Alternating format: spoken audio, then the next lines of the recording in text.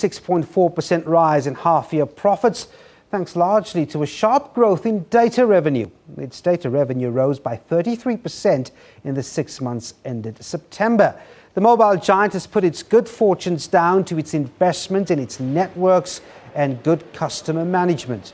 The company reported overall revenues up to just under 40 billion rand. Some significant growth in its customer base, 6.8% to 65.1 million in the period under review.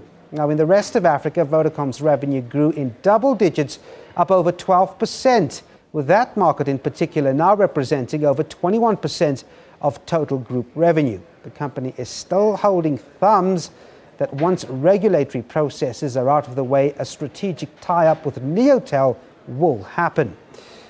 Well, our reporter Nompusa Siba caught up with the Vodacom CEO, Shameel Joosub, this morning. Shameel, your revenue's up quite nicely by over 6%. Just explain what the main drivers were behind that.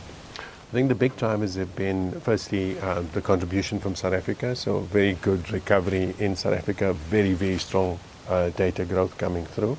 And then the international operations doing well as well. But I think what's been extremely pleasing in the results has been the massive growth in data. Now, tell us about the data story. What is it that you've been doing to get that number up? Well, quite a few things actually.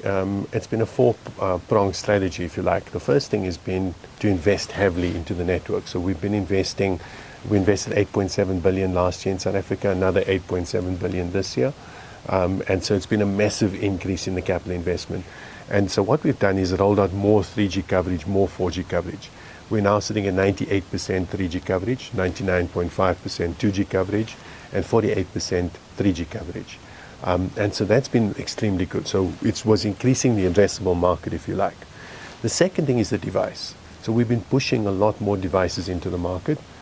We now have 12.6 million smart devices, so smartphones, tablets, and dongles.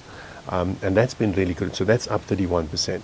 But what we're finding is that as we're putting a better device into people's hands, the amount of data ratchets up very quickly. So as an example, if you convert a customer from a 2G to a 3G phone, we immediately see a trebling of data, and it just continues to grow after that. It's interesting that you're doing relatively well, given that we're always being told that the consumer is under pressure. Do you think that's largely due to the way you've been pricing? I think it's extremely important to change your dynamic. So what we've done is we've looked at the economy and said, look, consumers under pressure. So how do we change that into an opportunity rather than just accept that it's the consumer's going to be constrained?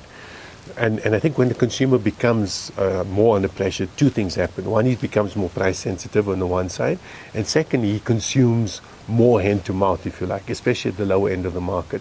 And I think that's what we've managed to capture by giving people the ability to consume bite size. You've kind of changed. You've changed it from potential liability into an opportunity. I see that your rest of Africa revenues have grown. The composition is just over 21%.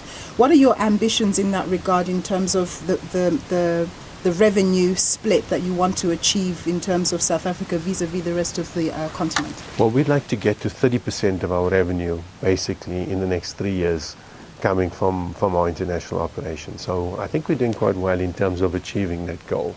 I think the big part is that we've still got a lot of growth left in these markets.